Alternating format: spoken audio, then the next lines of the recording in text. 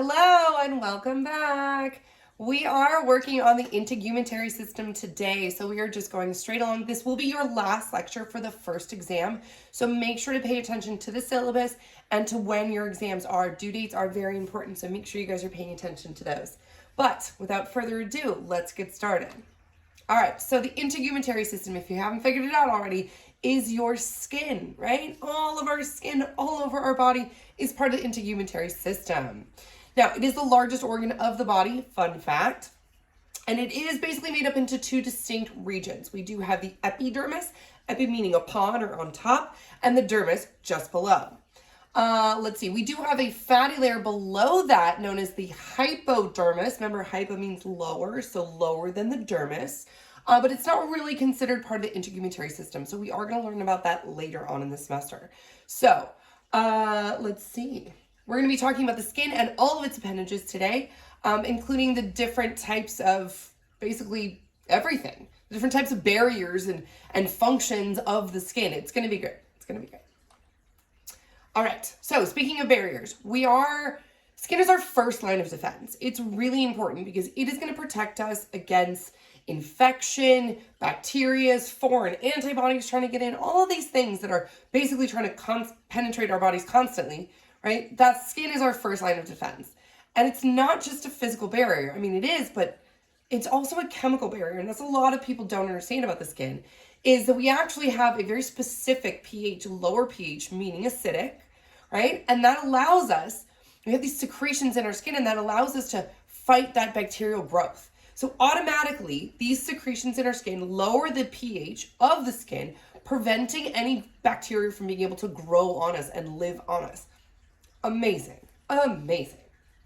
Let's see. Oh, that's called defensin, by the way. That secretion is known as defensin. And it does just that. It is defending against bacterial infections. All right, next up is going to be physical barriers. And this should not be a shock. This is our skin's main goal, right? Is to protect us from foreign antibodies and bacteria infections and basically anything that's trying to get into our system, which is a lot of things. So, physical barrier, it is absolutely amazing at protecting us from the outside environment. However, there are a few exceptions. So we're going to go over those right now. The first being any lipid-soluble molecules, small molecules like oxygen, carbon dioxide, certain vitamins, right? These are small enough to usually do simple diffusion, and they're able to enter that lipid membrane. Remember the bilipid membrane that we talked about? Hopefully you guys remember that from regular biology. But again, that's what it means by lipid soluble. So you can basically pass through these lipid bilayers because you're very small, and again, you're not things like polar. Let's see, oleoresins are, you can think of like poison ivy. This is poisons or toxins that are able to pass through our skin. This is why if you're walking in the forest and you pass up against some poison ivy, and then all of a sudden you get really, really itchy, and then you get hives start to breaking out, and everything goes crazy. That's because those are the poisons that are actually getting into your system. They're penetrating your skin layer, right? Which is why we have those reactions. Next up would be organic solvents, things like dry cleaning fluid, paint thinner. Paint thinner literally is breaking down paint, right? Dry cleaning, so they're breaking down dirt and molecules. This is stuff that's basically able to do some serious damage, and so therefore would do some serious damage on our skin. That's why you see those warning labels sometimes. Hazardous warning, hazardous chemical, don't get on your skin, no direct contact. That's why because they can actually penetrate our skin and do some damage. Heavy metal salts, things like lead, mercury, nickel. These are also able to penetrate our system. And I mean, you guys hopefully have heard about too much mercury in the fish. Now, always take that with a grain of salt because our bodies can handle metals in our system every day. But you always have to think of the question, how much? In what concentrations are we getting those? Because if you're getting them in way too high concentration, then that's when all sorts of things start going bad. So that's not what you want. And therefore, you want to stay away from those salts, those heavy metals, because they will be able to penetrate the dermis and the epidermis. Let's see. So any kind of penetration enhancers, these are literally drugs that are made to penetrate your skin. Some of those like deep muscle rubs, right?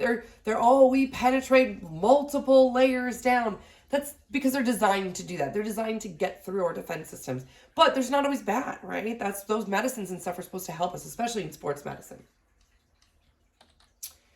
Okay, some other functions of the skin.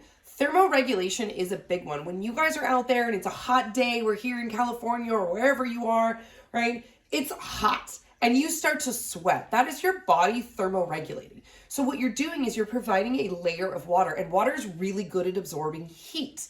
So therefore, when you're absorbing that heat, the water that you're sweating out is therefore absorbing the heat that you're then producing. So it's almost a natural cooling towel, like one of those cooling towels you put behind your neck. That's our sweat. That's naturally doing that with our bodies all the time. Every time that we get too hot or we overexert ourselves, right? Our body's like, we got this, we can thermoregulate. Sensation, right? You guys know that we have a lot of touch receptors in our skin, all over our body, more so in our hands and stuff like that. But these are, again, for sensations. This is really important for us, and especially to protect us, right? If I stick my hand in a fire and I don't feel anything, right, I'm going to get burned and get some really serious damage to my skin and to my flesh and my muscles. But if I have those sensations, right, I can, I'm hurting myself. I can pull my hand out. So sensation is a big one. Vitamin D. Everybody loves that vitamin D. You go outside and get a little bit of sun, you get that vitamin D. Very important to get vitamin D, right? And you naturally get it from the sun. If you go out in the sun, your skin will, again, metabolize that vitamin D. It's called vitamin D synthesis, and synthesis just means to create. Okay, so that's all we're doing is we're creating our own vitamin D, from the sun. So basically how that happens is cholesterol is essentially bombarded by the sunlight. And what happens is it converts it from cholesterol to vitamin D. It's a naturally occurring phenomenon that all we need to do is get a little bit of sun and you get that vitamin D. Okay, what else? Our blood reservoir, right? Our skin actually holds a lot of blood, which is super useful because say I am running around in the sun, right, getting my vitamin D, and I need to really, really exert myself, right? Maybe I'm running from something, right? I need to kick it up a notch, and to do so, you need extra blood. And so what's going to happen is that storage that happens in your skin, it's all going to flood to your muscles, right? It's going to empty out, it's going to flood to your muscles. So now your muscles are like, I got this. I can run from whatever I'm running from and get away. So that's a great adaptation that we have. And finally, secretion. Sweating is not just for thermoregulation, it is to release a bunch of toxins. That's why people love saunas and steam rooms. They go in there and they just sit there and they just sweat it out and they feel so good afterwards. I actually love them, so I'm one of those people. But essentially you're getting rid of salts, you're getting rid of nitrogen, like compounds that are found in your urine. Same thing comes out in your sweat. You're getting rid of those toxins, and that's why everybody feels so glowy after the sauna and the steam room. All right, next up. Let's talk about the 3 major layers of the skin. So we already mentioned the epidermis, right? Epi means upon. That means you're upon dermis. That's a terrible way of saying it, but basically just means on top, right? So it's the first layer. So from the outside environment, the first layer that we're going to reach is going to be that epidermis, right? This is going to be composed of epithelial cells that are non-vascularized. And that's because, right, we have a couple layers of protection. I can scratch my skin pretty deep, actually, without actually getting blood, right? And that's because it's non-vascularized. We don't have vascular system there. We really want this to kind of be the first outer layer of protection. So we don't want to put anything valuable there. Essentially, these are going to be filled with a bunch of dead cells, and therefore kind of creating that protection and that layer that we talked about early on in the semester. Next up, we have the dermis. This is underneath the epidermis, right? This is going to be a really tough, leathery, multi-layered, fibrous connective tissue layer, right? Remember that fibrous connective tissue? We are getting a nice mesh that's still flexible, but it also has a good supply of blood. And that's because we really want to keep everything under there. We want to keep that healthy layer protected, right? We want to keep everything basically good and flowing right there.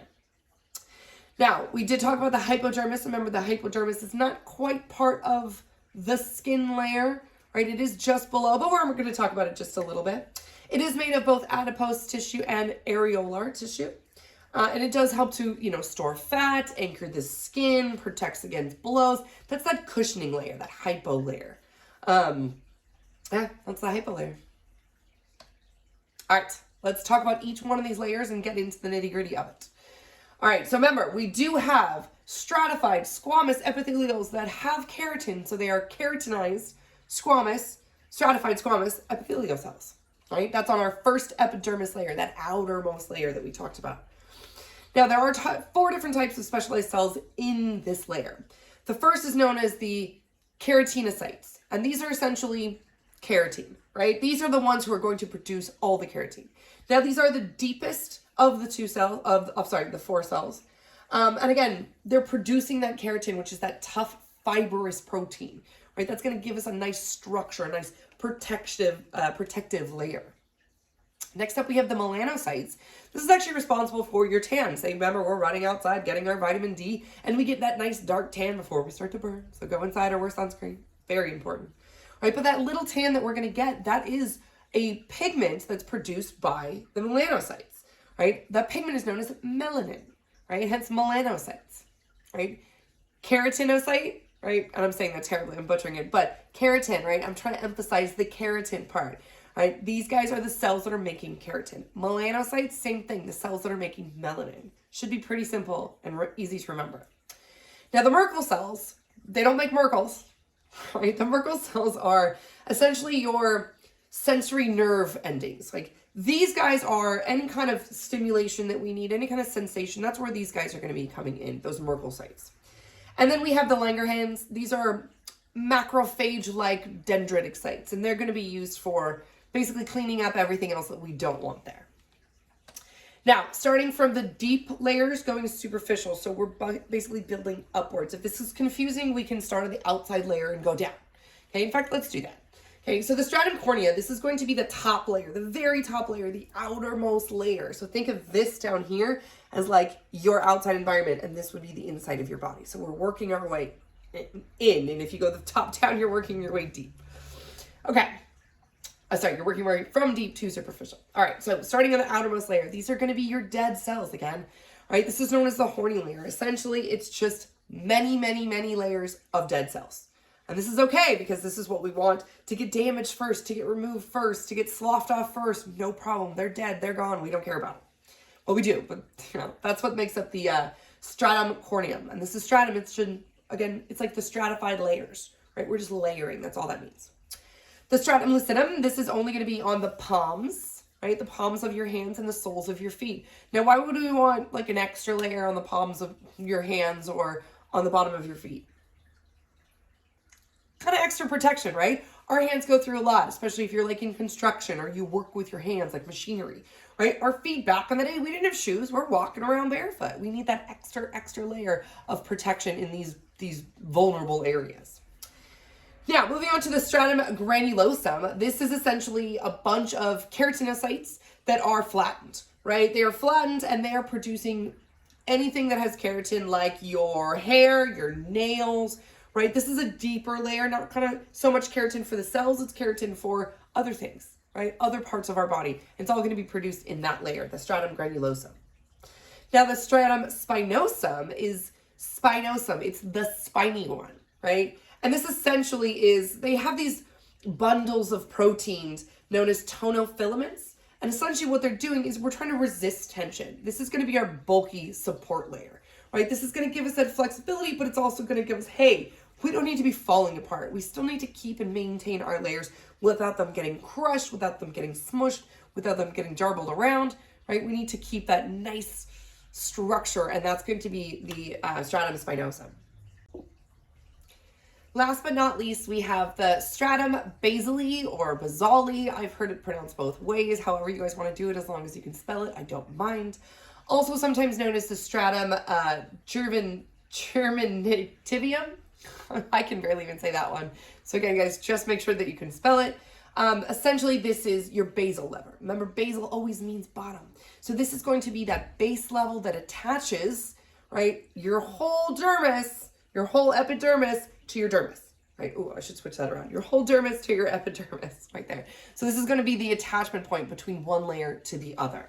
And that's usually single row. These are the youngest cells, by the way, because they are, remember, they're working their way up, right? Building from below.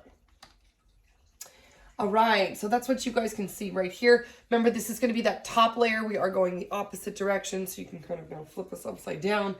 All right, this is going to be those dead cells, right? The stratum corneum, the dead cells. Essentially, they've got some keratin because it's great as support, protection, gives us this nice thick layer. We work our way down to the stratum granulosa. You can see right here, see all these granulated little bits right here? All these little tiny granulated little bits. Those are actually releasing lipids, and that's why they're granulated. And so you can recognize here all of those little dots right there. That's what you're looking at. Next up, you have the stratum spinosum, right? This big bulky part right here, right? Thick bundles of those filaments. That's really giving us a nice structure layer. And then here, you're going to be looking down at the stratum basale or basale.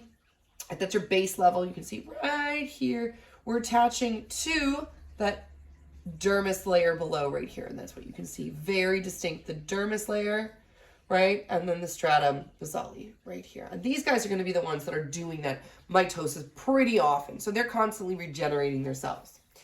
Now, here's a couple of those little cells, specialized cells that I talked about. This is the Langerhans right here. This guy, this big guy who's going to be crawling around looking for stuff. We've got the Merkel cell, right? There are little sensory organs right here. We've got that sensory nerve ending, which is, again, going to your nervous system. You've got your little melanin granules. They will get darker. It's essentially little tiny pigments that will get darker, express more as they get exposed to sun. We are going to talk about how that actually works. It's actually contraction, not really outwards. But, and then finally you have the little melanocytes right here, which are going to be producing that melanin. And you can see right here, this guy's in metaphase. That's because that basal layer, that's the one who's really doing that mitosis constantly. So at least pay attention to where mitosis is happening in our skin cells, in our epidermis. All right, let's talk. We talked a little bit about this already, right? These guys are producing keratin. These guys are absolutely producing keratin all the time. And that's what you guys can see right here. We are going to see this in lab, slightly different than a melanocyte. But again, we're gonna see this in person. So just make sure that you can identify them. This isn't the best picture, so just make sure in lab that that's what you guys are looking for.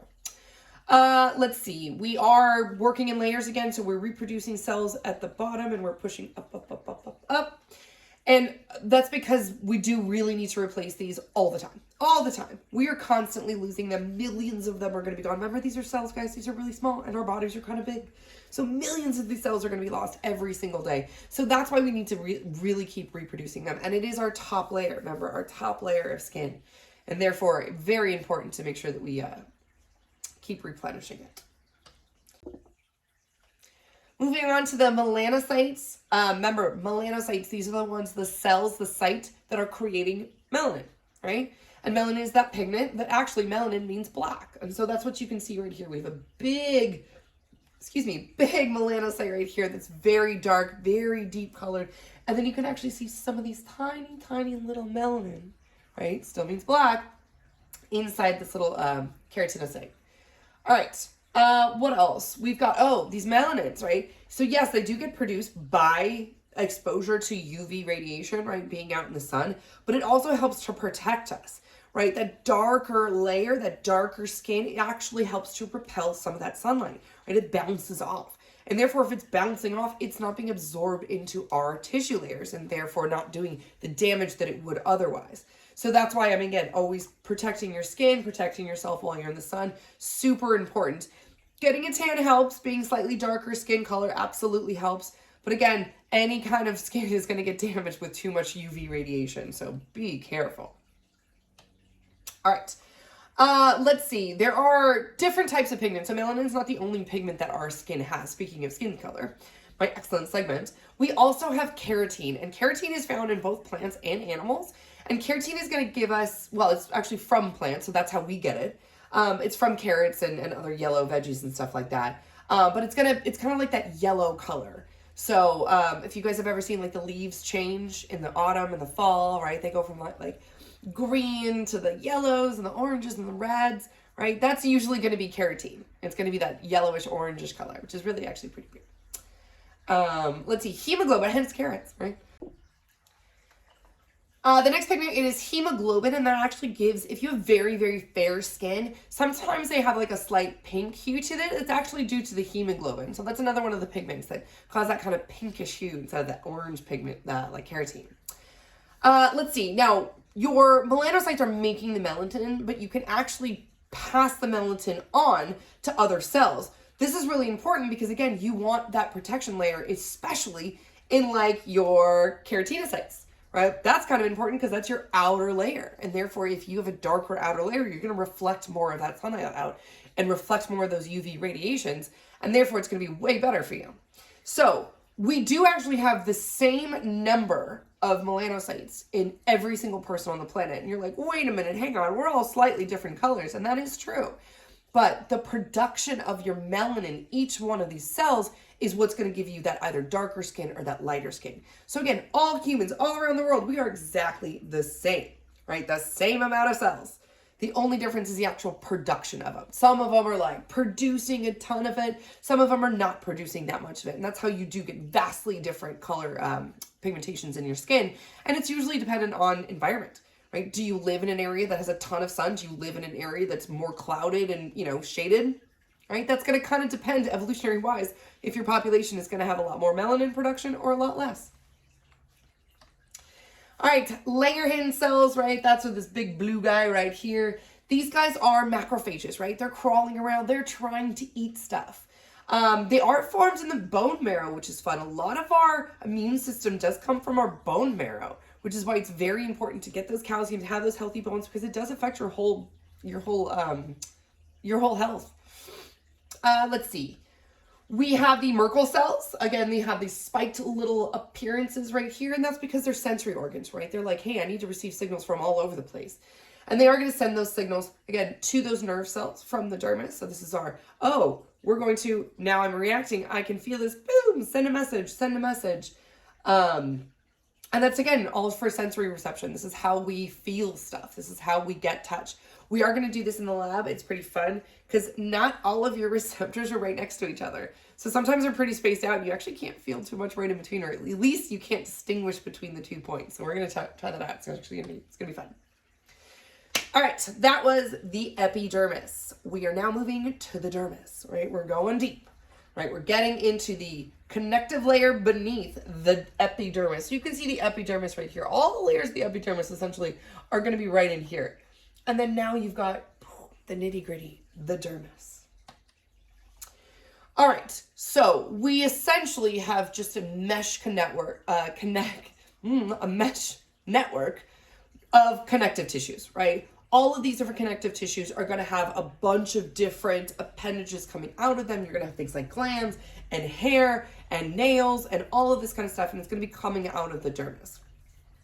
Now, we do have a lot of blood supply. We are producing things. We are protecting things. We're moving stuff around. You got to have a lot of vascularization, and therefore you got to have a lot of blood flow. Temperature regulation is also super important, right? The cooling of our skin would come directly from that and then cool the rest of our internal body because we are cooling the outside, right? It's that heat transfer, that thermal regulation that would lower our overall body temperature. I already mentioned hair follicles, oils, sweat glands, sensory receptors. All of these are going to be found in the dermis.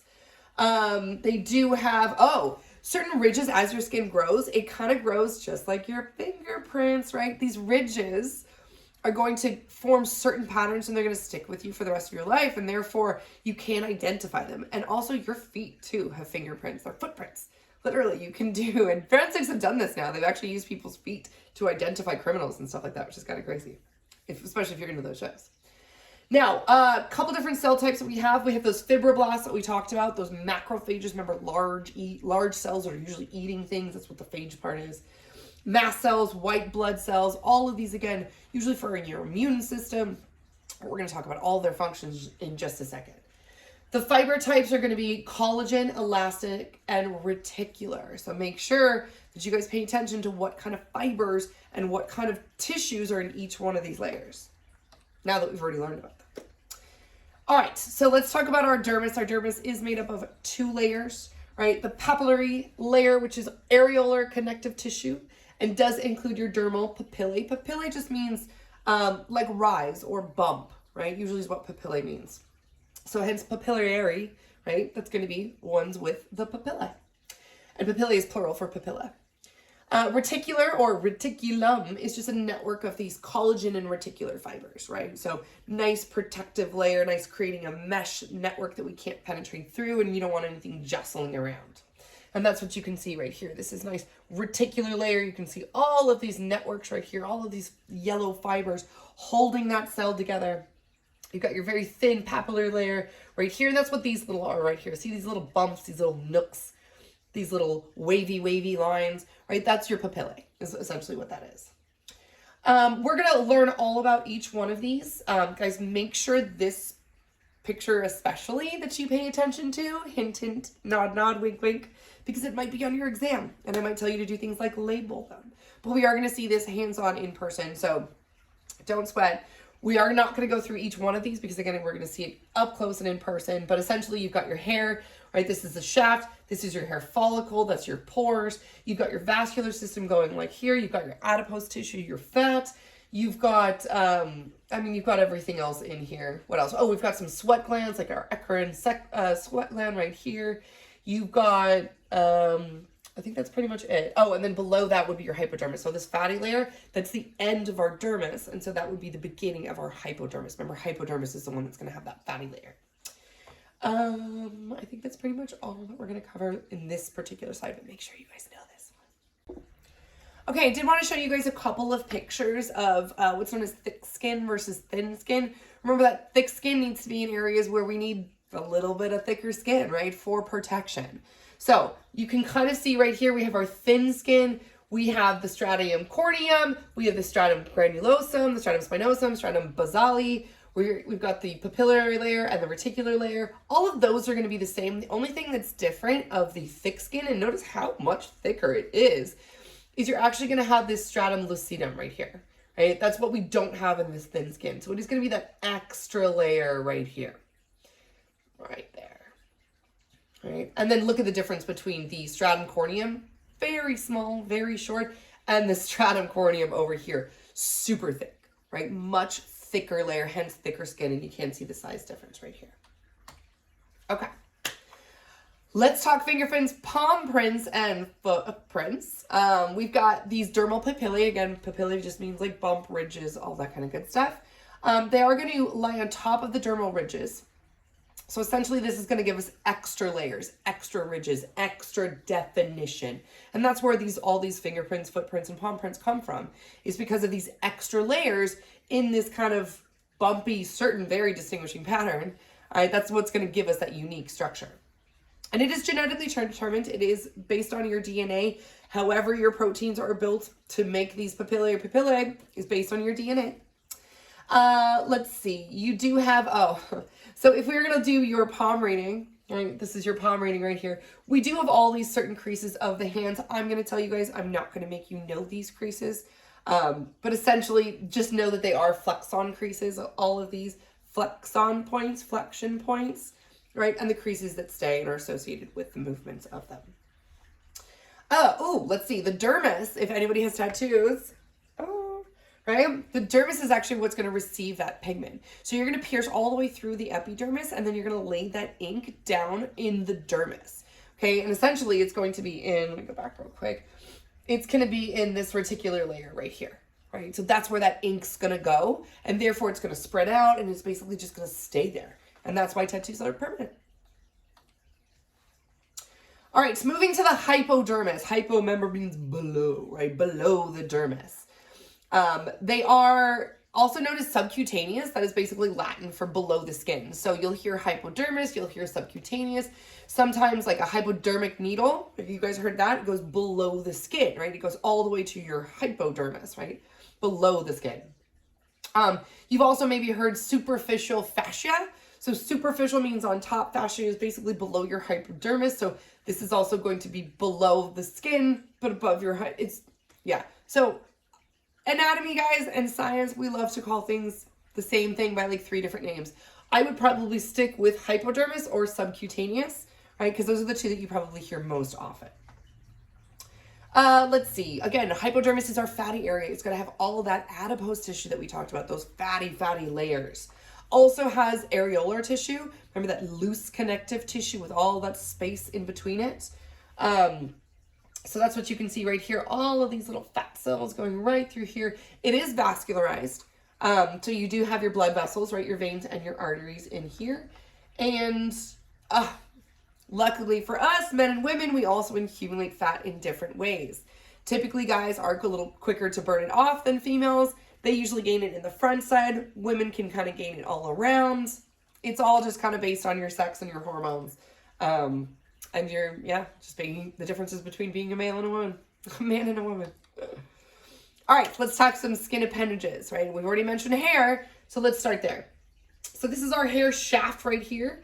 It goes down into the hair follicle, right? That hair follicle is going to be found in the dermis. Now, the root itself, and actually the vascularization system, is going to go below that, right? But it's basically going to end, the root shaft is going to end right here in the dermis. Let's see, you also have things like sebaceous glands. These are basically like oil glands or secreting. We've got sweat, also known as pseudodiferous glands. That's going to be your sweat gland right here. It kind of looks like a little snake farther down and then goes all the way up. Typically, all these guys are going to be just found in the dermis. Remember, the appendages are primarily in the dermis. Obviously, do they connect to other layers? For sure, but really the bulk of them are going to be in the dermis. Oh, and then finally you have nails, but we're going to get to nails in just a second. See? So nails are made of keratin. So some people have more strong nails, right? They have more keratin, and some people have very weak nails.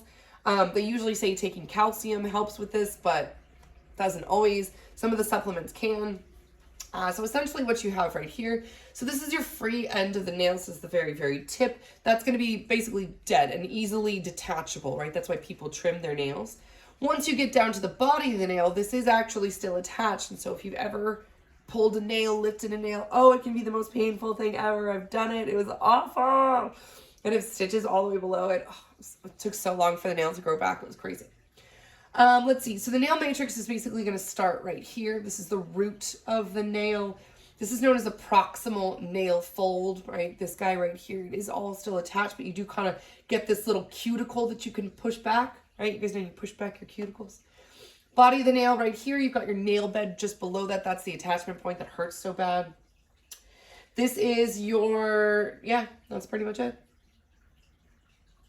This little, if you guys see the little round part right here in your nail, it's kind of hard to see. But this guy right here, that's known as the lanula. The lanula. All right, moving on to the follicles and the hairs themselves, right? So the function of hair for us mammals, and we are mammals and therefore have hair, it's mostly to keep us warm. Now, obviously, we only have hair in certain parts of our body now, and that's because over time, we started to use things like animal pelts as clothing, and therefore we had external warmth. We didn't need to create it on our bodies, and therefore our hair was actually reduced millions of years in the making between Neanderthals and the first monkeys way back then to what we are now, which is Homo sapiens. Now, let's see, we've got our hair shaft. Again, is just going to be the external part. When we move down to the inside here, this little hair papillae, remember papillae just means little bump, little raise, right? This little hair papillae right here is going to be made of connective tissue. Now, surrounding that is going to be epithelial cells. And you can think of that as like when we lose a hair, essentially you've got that little hair, this little pocket right here is open. Right? Since it's exposed to the outside environment, what has it got to be covered with? Epithelial cells. Now, let's see. I moved on from functions of the hair. We also have a very light sense touch. Like, have you ever had the hairs in the back of your neck like lift up? Yeah, it's probably because you got some kind of ooh, right? And that sensation basically causes you to kind of perk up. Right? So sensation is part of them. And we do have hair on our head still, right, as a protection from our scalp. If you ever got a scalp sunburn, or you guys wear, ladies, gentlemen, whoever, you haven't put sunscreen on your scalp and you just get the sun beating right down into your part. Oh, yeah. So naturally that hair is supposed to protect it. But if you part it, or if you say you shave your head, right, you don't have that natural protection from the sun. Now, let's see. This is the root again that I was talking about with that epithelial lining. We've got things like, what else? Hair is made of keratin, which we already talked about. Oh, there is 3 parts of this layer right here. You have the medulla, which is known as the core. You have this outer layer right here, which is known as the cortex, right? That's surrounding the medulla, the core. And then the outer light pink layer right here, that's known as the cuticle. And usually it's a couple single layers that are just overlapping a little bit. What else? I think that's pretty much it. Yep. Okay. All right. Now, there are two different types of hair. Some people have really fine, thin hair. This is known as vellus. And some people have longer, thicker, coarser hair, and that's known as terminal. Now, some people have a little bit of both, right? You usually can sometimes have like the little fine, thin hairs up here, then the thicker hairs up here. But typically the majority, you're either going to have thick, thick hair, or you're going to have thin, thin hair. I myself have thick, thick hair. Some people are jealous of it. Some people are not, because it costs a lot more to get my hair done because it's so ridiculously thick. Let's see. Most hair grows at the same rate, or at least on your whole body, Now, you might have a different rate than a different person, but typically the hair on your body is going to grow at the same rate. So the hair here is going to grow the same as the hair here and everywhere else.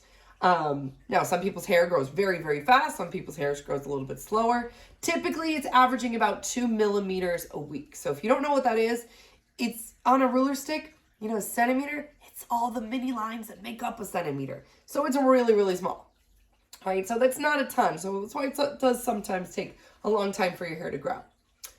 Now, as you do get older, this is not a shock. Your hair does get thin. I still have thick, thick hair, but it is a lot thinner than when I was a kid. When I was a kid, it was like out to here. And that's just naturally something that happens. We just don't have as much keratin production. And therefore, we slowly start to lose that thickness of our hair as we get older. Gentlemen, we will talk probably about male baldness later on in the semester. It is thanks to your mom, and it's only because you guys have one X and a Y, and it's found on the X. So if you have that X, that's why your mom might not be bald, because she might only have one of the X's, but you have only one to have that. And so if you got it, you've got it, and you are bald. Sorry about that. But again, another genetically passed on trait. Hair color is usually, again, formed by the melanin in your hair. Okay, so this melanin is either going to be really, really, really strong and be more like black. You can have somewhere in between where you have browns and reds, or you have very little melanin, and that would be like the blondes. And then whites is you have no melanin. You have no color pigmentation whatsoever. You've completely lost it. And then you basically get these tiny little air bubbles in your medulla. And so therefore you just stop producing that melanin. All right, glands. Let's talk about glands. The sebaceous gland, that's going to be right here. It is going to surround, right, the hair gland. That's the sebaceous gland. It's the oils, right? This is where we produce the oil. That's why some people have really oily skin, right? That's why you have to wash your hair after so many days, because you've got that kind of greasy layer. Yeah, that's going to be the sebaceous gland surrounding your hair follicle. Your sweat pore is going to be that tiny opening that leads all the way down to your eccrine gland. Eccrine gland is your sweat gland, right? So as I do those exercises, I sweat, sweat, sweat, sweat, sweat. That's going to be coming out of that eccrine gland. All right, so moving on to a couple more of your sweat glands. We do have sweat glands all over our body. The only place we don't have them is going to be our nipples and part of our genitalia. And that's because it doesn't really make any sense to sweat there. We're not cooling those things down, right? We're not removing toxins from there. And they're usually used for other things. So they're busy doing their own thing. Again, used to prevent overheating is probably the biggest thing about sweat, right? That's our body's thermoregulation, our body temperature. We also sweat when we're in response to like stress. Like if you ever stress sweat, you're like, oh my God, I'm so stressed out. It's because your body's really working. It's like, shh, calm down, cool down, cool down. It's okay, right? And also a little bit when you're cold too. If you ever get that cold sweats, right? Body's still trying to maintain that body regulation and that thermoregulation. We did talk about eccrine. We are going to talk about the apocrine and the modified apocrine gland. We did talk a little about them in the first lecture or second lecture, but we're going to go into them now. So the eccrine gland, also known as the neurocrine gland. Again, we love to name things, multiple things. I'm sorry, I do apologize. But these are the most numerous ones, and these are your true sweat glands. So this is kind of like, again, the bulk of your sweat. The bulk of the reason that you're releasing any of these things is sweat. Let's see. Your apocrine gland is going to be at the apocrine, right? The very, very tip. This would be like auxiliary anal and genital areas are going to be secreting directly into these areas for, as you can guess it, lubrication, right? Some of these ducts do open into hair follicles. Again, that's where we get that oil from. And we do sometimes produce like a yellowish, milky kind of sweat. And that's actually fats and proteins that our bodies are releasing. They're like, hey, we need to get rid of this. And that's why you're like, why am I white? Have you ever seen those little tiny white specks of sweat? Like it's not clear. You're like, huh, right? Like maybe on like your treadmill or something, like it's a little white. That would be the fats and the proteins being actually released out of the apocrine gland. Some of your modified apocrine glands include your mammary glands, which are secreting milk. Again, specialized glands secreting a specialized liquid, in this case, milk. Or your ceremonious, I should say, which secretes earwax. And again, we're secreting this stuff to protect things from getting into our brain. And that's what your earwax is for. It's supposed to catch anything because it's all sticky and gooey. So anything that's kind of floating in there or trying to get in there, right? You basically gets protected by your earwax. All right, so our sebaceous gland, our oil gland, right? This is the one that's going to be surrounding that hair follicle, releasing those oils. It's found everywhere, all over your body, except the palms of your hand and your soles, right? We don't necessarily need to be getting those slippery if we're trying to do something or hold on to something or run from something. And imagine you have all this oil all over your feet, you wouldn't be able to go anywhere. So you can imagine why we don't have those. They are produced by the sebum, right? Hence sebaceous, produced by the sebum, which is known as a holocrine secretion, which is essentially you're secreting the entire cell, right? Remember, that's the one that we learned about where basically the whole cell is just sloughing off and going. That's going to be this guy right here. And this is going to be typical for your oils and your lubricants. Now, skin obviously sometimes gets damaged, and some of that damage can become from burns, right? Oh, if you ever got a 3rd-degree burn, hopefully not. It's absolutely awful. But when you do, it's just, it's so painful. Burns are so painful. So if you get a 1st-degree burn, it is a 1st degree, right? The first one, you're just messing with your epidermis, only the epidermis. That's why you get like a sunburn and you're like, oh, it hurts, but I'm not dying, you know? A 2nd-degree burn is where you've actually now punctured all the way down to the dermis, right? We're getting to that through the epidermis to the dermis, and now we're going to start blistering. We're going to start bubbling up. It's going to have done some serious damage, and your body's going to try to protect it. And finally, when you have a 3rd-degree burn, this is all the way down. This is destroying most of, if not all of the epidermis. This is, sorry, my dog's coming under my legs right now. Excuse me.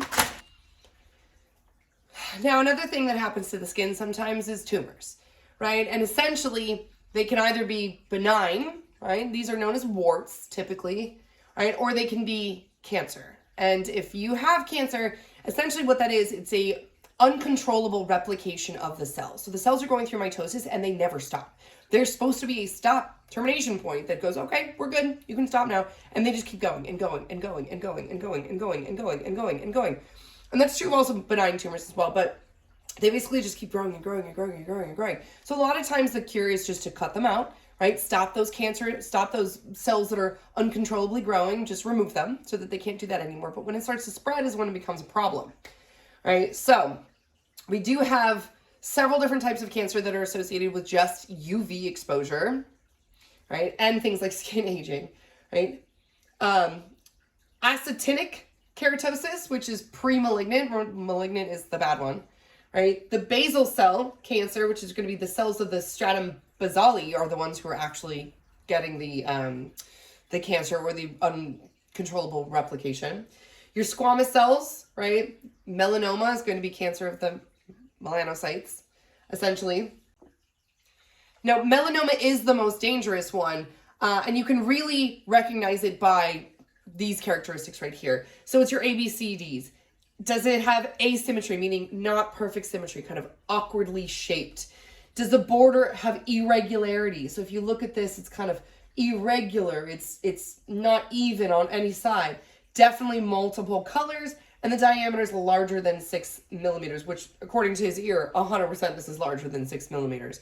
So as soon as that's what you have to go see a doctor. You have melanoma. And again, a lot of times they can just cut it out and remove it, especially with skin cancer, because it is so superficial. It is just the top layer that you can usually remove, and hopefully you get it all. Sometimes though, when left untreated, it can cause some really, really nasty side effects. And that's what you can see here. this would be the melanoma, very dark colored, irregular shaped, quite large. You've got your basal cell carcinoma right here, and then your squamous cell carcinoma right here. So definitely different examples of that. With that, that is our lecture on the skin, guys. Make sure to wear your sunscreen, protect your skin. You don't want cancer, you don't want tumors, you don't want any of those melanomas, right? It's very important that, yes, we get our vitamin D, right, but safely. Always wear sunscreen, even sunscreen over, anything it has to be over 30, because that's about 99% coverage. Anything below that is too low. Anything above that, honestly, you're kind of wasting your money because you're not really getting it. Well, I guess it's 30 is 95%. I think 50 is 99%, and the 100's like, so you're not getting that much more. But please, guys, wear it. Sunscreen is so important, so important. So make sure you wear your sunscreen, and I will see you for next lecture. Study for your exam. Don't forget to check your due dates and all that good stuff. And I will see you very soon.